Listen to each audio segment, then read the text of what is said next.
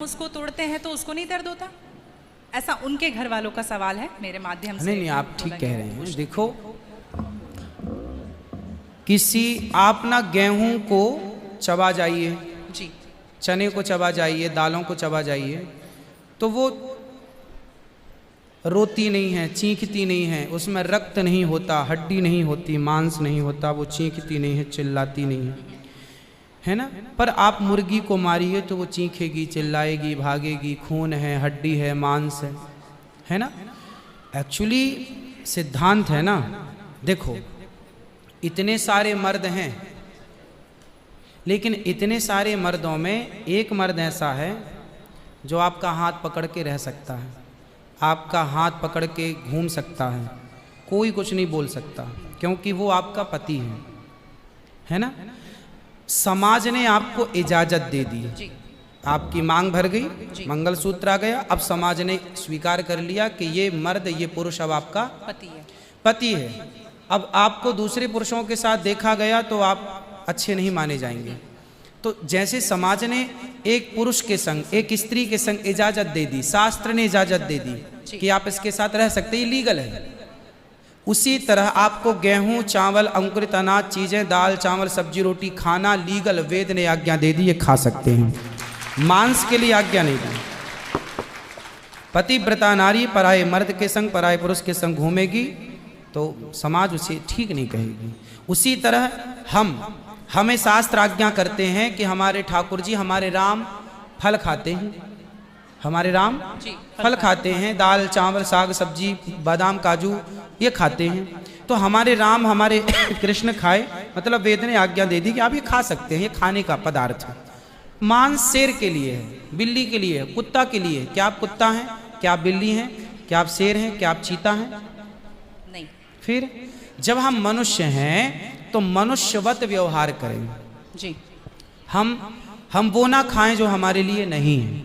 अब मांस खाने वाले जानवर ना, आप गौर से देखिएगा, मांस खाने वाले जितने जानवर होते हैं, कुत्ता, बिल्ली, चीता, शेर, सब जीभ से चाट चाट के पानी पीते हैं जी। आपने कुत्ते को पानी पीते देखा हो? जीभ से पीते। लेकिन आप कैसे पानी पीते हैं? मुंह होंठों से पीते हैं, मुंह से पीते हैं। गाय कैसे पानी पीती है? मुंह से, जैसे हम लोग पीते। कुत्ता चाट के, बिल्ली चाट के।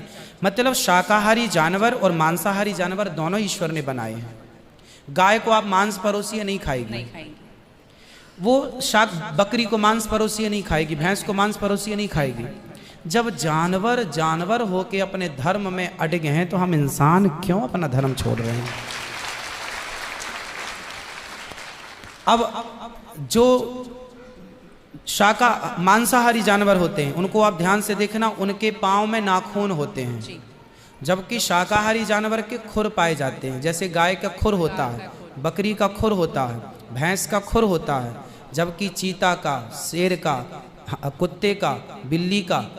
अब आप देखिए कि आपके ईश्वर ने पैर बनाए हैं ना तरीके से, आप मुंह से पानी पी, मतलब आपके लक्षण शाकाहार से मैच कर रहे हैं, है ना। बिल्ली के, कुत्ते के यहाँ कैनाइन दांत बड़े बड़े होते हैं मांस फाड़ने के लिए, आपके नहीं है। मतलब आप ईश्वर की तरफ से शाकाहार। और अब मैं नहीं कहता, आप मेडिकल साइंस का अध्ययन करके देखिएगा, साइंटिस्ट लोग अब सिद्ध, अभी मैं इंग्लैंड गया था, वहाँ मुझे बताया कि जो अंग्रेज लोग, इनके बाप दादी जो मांस खाते चले आए हैं, अब कुछ अंग्रेज लोग इतने जागरूक हो गए हैं कि अब वो मांस नहीं खाते। वो कहते हैं कि अब इसको खाने से बीमारियां बढ़ रही हैं, लोग परेशान हो रहे हैं। पहले के लोग जंगल में कंदमूल फल खाते थे, ये अब खाने लग गए हैं, सुअर खा रहे हैं, कुत्ता खा रहे हैं। अब बहुत सारे लोग शाकाहार की तरह जो जागरूक हैं, बढ़ रहे हैं। तो आप और हम तो पहले से जागरूक हैं, तो हम क्यों अपने आप को मांसाहार की तरफ ले जाएं? क्यों किसी की हड्डी चबाएं? बताइए, हमारे यहाँ मुर्दे को छूने से लोग नहाते हैं, कितनी दुर्गंध है। अब देखो, आप गेहूं, आप पालक काटो, गोभी काटो, है ना, मूली काटो, गाजर काटो, दाल पकाओ, कोई दुर्गंध आती है आपकी रसोई में? नहीं। लेकिन आप मुर्गी पकाओ, मुर्गी काटो, बिल्कुल वो बदबू से भर जाएगा। मतलब आपकी नाक भी आपको गवाह देने लग जाएगी, भाई बस कर, है ना। तो शरीर एक्सेप्ट नहीं करता, आप जबरदस्ती खिला रहे। गुरुजी मेरा तीसरा प्रश्न ये है कि जैसे हम लोग एकादशी करते हैं और किसी दिन अगर हम बाहर रहते हैं और उस दिन एकादशी है, फॉर एग्जांपल हम आउट ऑफ स्टेशन है और उस दिन ख्याल नहीं कि एकादशी है, तो अगर हम बाहर चावल खा लेते हैं या लहसुन प्याज खा लेते हैं तो क्या वो ब्रेक हो जाता है पर्टिकुलर एकादशी उस दिन का, या पूरा कंटिन्यूड रहता है जो 108 हम कर रहे हैं? कंटिन्यू कैसे रहेगा? वो पर्टिकुलर वाला कैंसिल होता है ना जिस दिन हम खा लिए बाहर। हाँ, आपने जो खा लिया वो एकादशी भंग हो गई जी, और पीछे से जो हम कंटिन्यू जो करते आए हैं वो तो जो किया वो मिलेगा, जो आगे करेंगे वो मिलेगा। पर हमें इस बात का ध्यान रखना चाहिए। यदि आपने एक बार खा लिया, एकादशी के दिन कोई ने धोखे से कुछ खा लिया, चावल खा लिया, रोटी खा ली, बिस्किट खा लिया, तो भगवान से क्षमा मांगनी चाहिए, प्रभु अज्ञानवश हुआ, हमें क्षमा कीजिए। और फिर उतने को ही फलाहार मान लेना चाहिए, फिर कुछ नहीं खाना चाहिए। जैसे आज आपने धोखे से चावल खाया, आपने खाया ही एक कौर, तभी याद आया आज तो एकादशी।